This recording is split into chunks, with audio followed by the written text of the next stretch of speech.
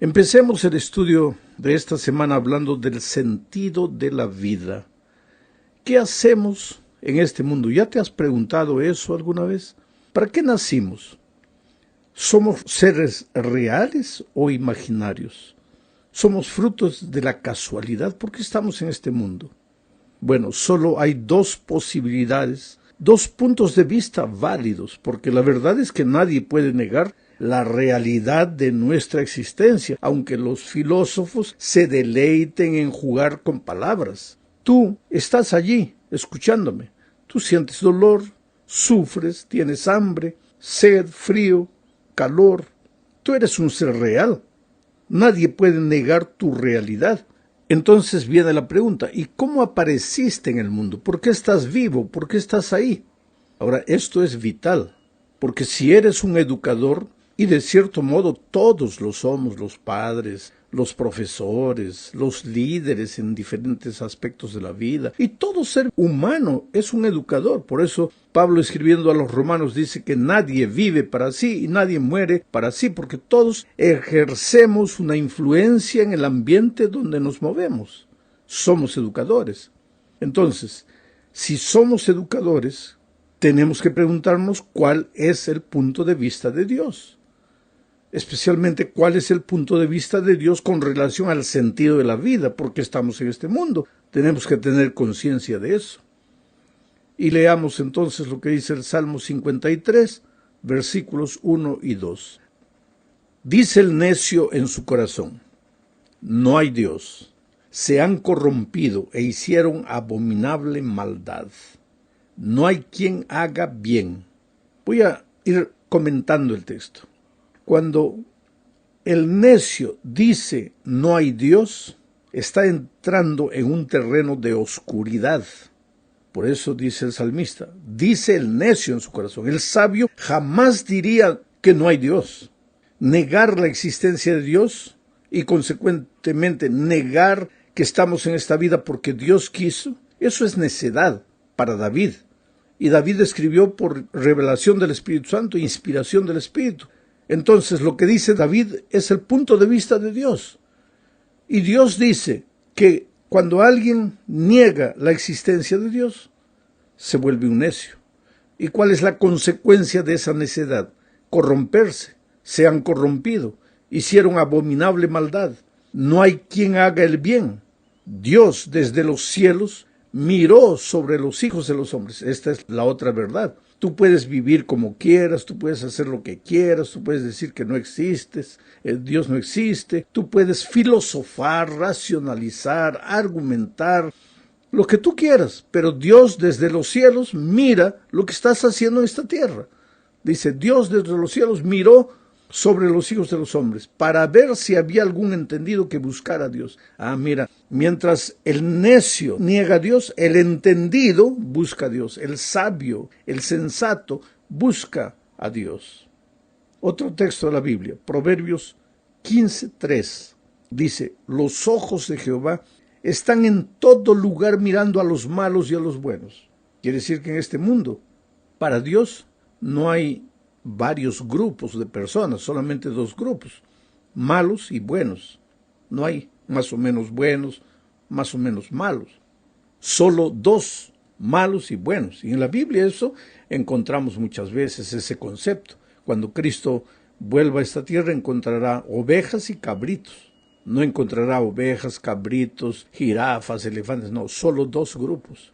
Los que edifican en la roca y los que edifican en la arena. Los que temen a Dios y los que lo rechazan. Solo dos grupos. Ahora, los que lo niegan son necios. Los que lo aceptan son sabios, son entendidos. El elemento central, entonces, de la educación cristiana es aceptar la realidad de Dios, enseñar la realidad de Dios. Y no solo la realidad de Dios, sino la clase de Dios que Él es, un Dios personal, un Dios que nos ama, un Dios que se relaciona con nosotros. Es un Dios de milagros, porque al estudiar toda la Biblia tú vas a encontrar eso, que es un Dios de milagros, que muchas veces cuando Él desea, porque Él estableció las leyes, Él las respeta, pero muchas veces cuando Él desea puede inclusive romper las leyes de la naturaleza, como en el caso de la concepción virginal de Jesucristo. Ahora, el educador cristiano debe entender este primer concepto. Dios es una realidad, es un Dios personal, un Dios que ama a los seres humanos, un Dios que se relaciona a los seres humanos, un Dios de milagros. Esta enseñanza de la cosmovisión es especialmente aplicable a nuestros días porque el mundo intelectual en nuestros días en su mayoría enseña abiertamente, sin medias tintas, la cosmovisión atea y naturalista y afirma, equivocadamente claro, que la ciencia lo apoya. Y tú sabes que hay en muchos países inclusive que ya no se quiere que se enseñe creacionismo, solo evolucionismo. Esto es interesante, voy a comentar de esto un poco más adelante. Vamos ahora a la segunda parte de este comentario. Aquí comentaremos un poco la pregunta de Leibniz. ¿Quién fue este hombre? Fue un pensador, un filósofo alemán del tiempo del racionalismo. Él se hizo una pregunta interesantísima. ¿Por qué, dijo él, por qué hay algo en lugar de nada? Linda filosofía, ¿no? Juego de palabras. Los filósofos tienen la cualidad de usar las palabras, mezclar conceptos para finalmente llegar a la duda y confundir al ser humano. Pero hay pensadores, hay que respetarlos, hay que analizarlos. Entonces él hace una pregunta, pero una pregunta sincera, nacida de tanto estudio, de tanta manera, de tanto raciocinio. Y él dice, ¿por qué hay algo en lugar de nada? Ahora vamos a ver cómo la Biblia responde a esta pregunta. O sea, ¿qué es lo que Dios dice a través de su palabra? Primero, la pregunta, ¿por qué hay algo en lugar de nada? Génesis 1:1 dice, porque en el principio creó Dios los cielos y la tierra. Por eso hay algo en lugar de nada. Otro texto más, Juan 1:1-4, dice, en el principio era el Verbo, era Dios, y el Verbo era con Dios, y el Verbo era Dios. Este era en el principio con Dios. Está hablando de Jesucristo.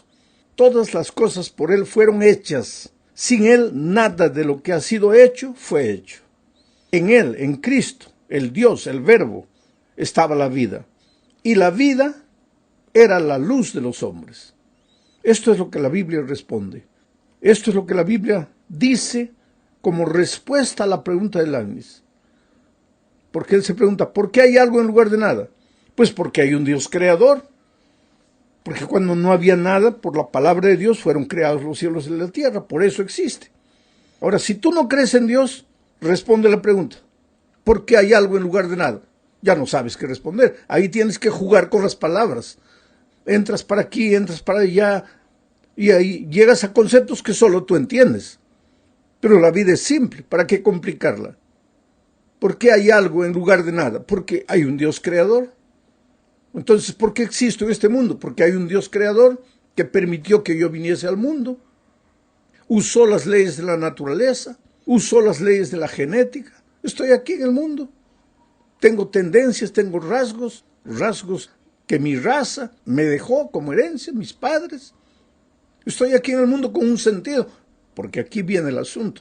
Si Dios no existe, entonces todo es fruto de la casualidad, del acaso. Un día hubo una explosión cósmica, partículas salieron para todos los lados, una de esas partículas se transformó en la tierra, había barro, agua, todo mezclado, de repente apareció misteriosamente la vida en medio de ese lamazal, esa vida fue desarrollándose, se transformó en un renacuajo, y con el tiempo, millones de años, se transformó en un sapo, ese sapo un día se subió a un árbol y millones de años se volvió en un mono, y ese mono con millones y millones de años se transformó en un ser humano.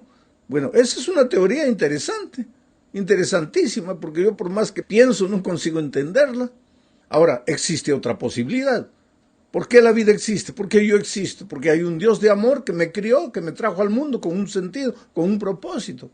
Ahora, yo personalmente prefiero ser fruto del amor de un Dios maravilloso que ser fruto de la casualidad. Yo soy descendiente de Adán y Eva. que descendiente de una forma invisible de vida. Quiere decir, hay que aceptar las cosas simples de la vida como Dios presenta esas verdades en su palabra. ¿Y qué dice el libro de Éxodo? El libro de Éxodo presenta la santa ley de Dios. Y en el corazón de la ley de Dios está el cuarto mandamiento, que habla no solo del sábado, sino habla del poder creador de Dios. Porque el sábado fue establecido justamente en celebración de la creación, en celebración de la maravillosa obra de Dios. ¿Y qué dice Apocalipsis? En Apocalipsis 14, 6 al 12, encontramos al ángel volando por el cielo para predicar el último mensaje al mundo, y ese mensaje tiene que ver con la creación. Vamos a ver eso un poco más adelante. Bueno, vamos ahora a la tercera parte. Aquí veremos un poco más la expresión cosmovisión bíblica. ¿Sabes? El deber del educador cristiano es entender lo que la Biblia dice al respecto de cualquier asunto. No importa la materia que tú enseñas, geografía, matemáticas, portugués, español, inglés, historia, lo que tú quieras. Tú tienes que prepararte para ser un buen profesor de historia, o un buen profesor de matemáticas, o un buen profesor de literatura. Tienes que ser, como educador cristiano, el mejor profesor en tu materia. Tienes que esforzarte y estudiar para eso. Pero no basta enseñar lo que el currículo dice. Es necesario que tú enseñes lo que la Biblia enseña al respecto de lo que tú vas a enseñar. Porque la realidad es que en muchos países, como ya dije, no se coloca delante de los alumnos opciones, sino que se coloca el concepto que los ideólogos de la educación de ese país desean que se presente a los alumnos. Ellos se quejan del radicalismo, pero cuando se trata de las ideas con las cuales ellos no están de acuerdo, en este caso con las ideas bíblicas, ahí nos acusan de radicales. Pero ellos mismos son radicales al defender sus propias ideas. Ahora, ¿por qué un país, por qué los ideólogos de educación de un país tienen que decir, vamos a enseñar esto a los alumnos? No, pues coloca por lo menos dos caminos, dos opciones. Defiende, expone delante de los alumnos las dos opciones y deja que el alumno escoja. ¿Pero por qué? Cuando se quiere defender principios y valores bíblicos, ahí vienen los ideólogos. No, eso es radicalismo. ¿Y no es radicalismo lo que tú quieres imponer, contrario a las enseñanzas bíblicas?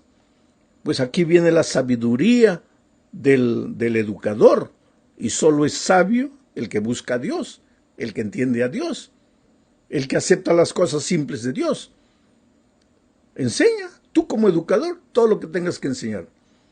Pero busca en la palabra de Dios qué es lo que Dios piensa al respecto de lo que tú vas a enseñar. Ahora, ¿por qué todo esto sucede?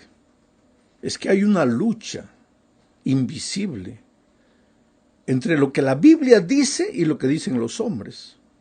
Todo eso tiene una cortina de fondo.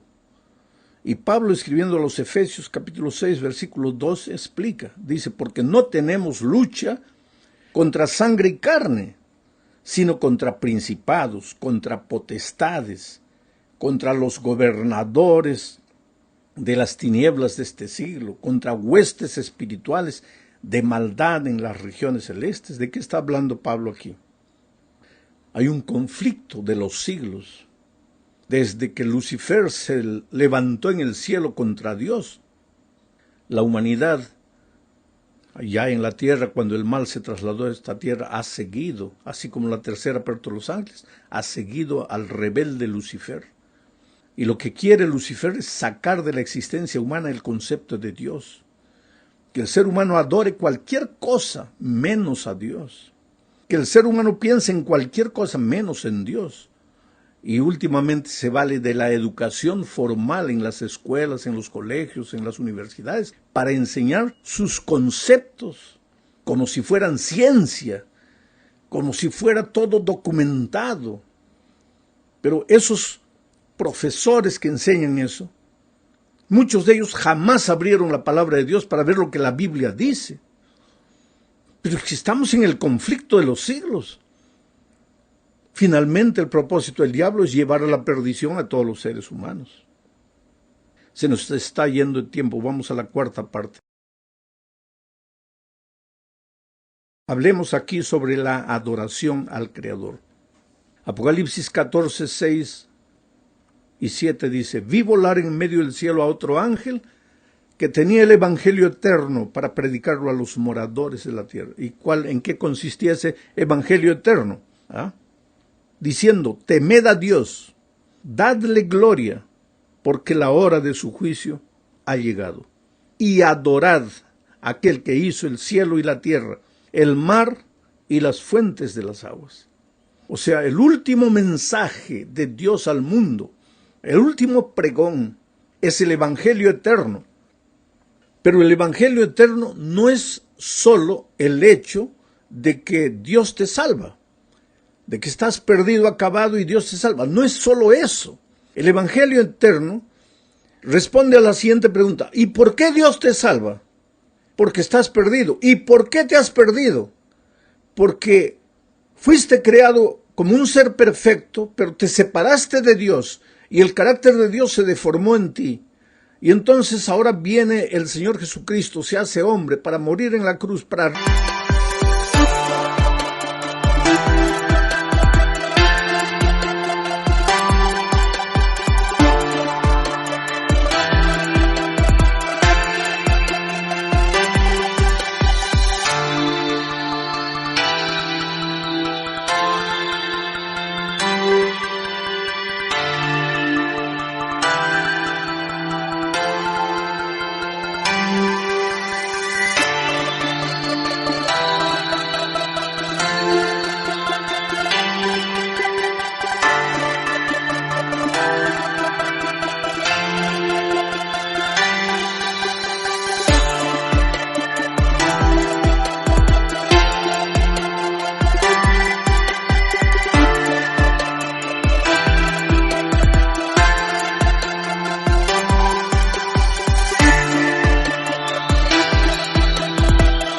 restaurar en el ser humano la imagen perdida de Dios, para restaurar el carácter del hombre, para restaurarlo, para salvarlo, para rescatarlo, para redimirlo. Y el evangelio eterno entonces no puede predicar solo lo que Jesús hizo en la cruz, tiene que predicar también lo que Dios hizo en la creación, junto al Padre, junto al Hijo y al Espíritu Santo. Tiene que predicar cómo el enemigo destruyó la imagen de Dios en el ser humano.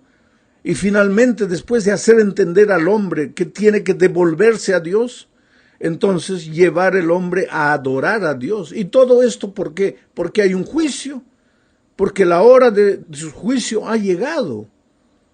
Esto es parte del último mensaje que tiene que ser predicado al mundo. Nosotros como iglesia hemos sido llamados para predicar eso, y nuestras escuelas existen para enseñar eso, y nuestros profesores existen para enseñar eso. Bueno, querido, llegamos al fin de este estudio hablando de la ley de Dios. Primera de Juan 3, 4 dice: todo el que practica el pecado, practica también la infracción de la ley, pues el pecado es infracción de la ley. Ahora, si el pecado es infracción de la ley y la ley ya no existe, entonces ya no existe pecado, porque el pecado es la infracción de la ley. Y si no existe pecado, entonces Jesús nos va a salvar ¿de qué? Por eso, no es sabio decir que porque Cristo murió en la cruz, ya la ley llegó a su fin, porque si la ley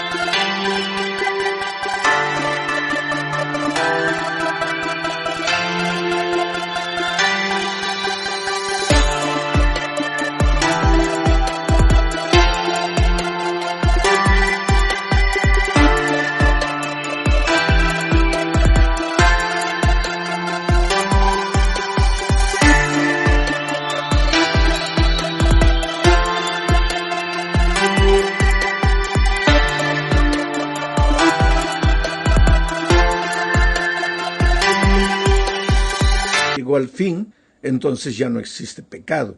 Entonces, ¿para qué predicamos la gracia redentora de Cristo? ¿De qué nos va a salvar si no hay pecado? Si ya en la cruz terminó la ley y terminó el pecado. Entonces, todo el evangelio pierde sentido. Por lo tanto, la ley debe ser enseñada, los principios, los valores de la ley deben ser enseñados. ¿De qué manera? Como un cerco protector de la vida del alumno, como un conducto de amor, un camino de amor que Dios establece para el ser humano. A mí me gusta, oye, yo soy un apasionado de la manera como Dios establece las cosas, porque Él no es radical, por mucho que hay gente que acusa, no, que la Biblia es radical, que Dios es radical. No, Dios dice, mira aquí los caminos que coloco delante de ti. A los cielos y a la tierra llamo por testigos, para que vean que hoy día estoy colocando delante de ti la vida y la muerte, la bendición y la maldición. Lo que la cosmovisión divina, lo que la Biblia enseña al respecto de la vida y lo que los ideólogos, los seres humanos sin Dios enseñan. Yo te coloco las dos cosas delante de ti. Te aconsejo que escojas la vida, pero tú eres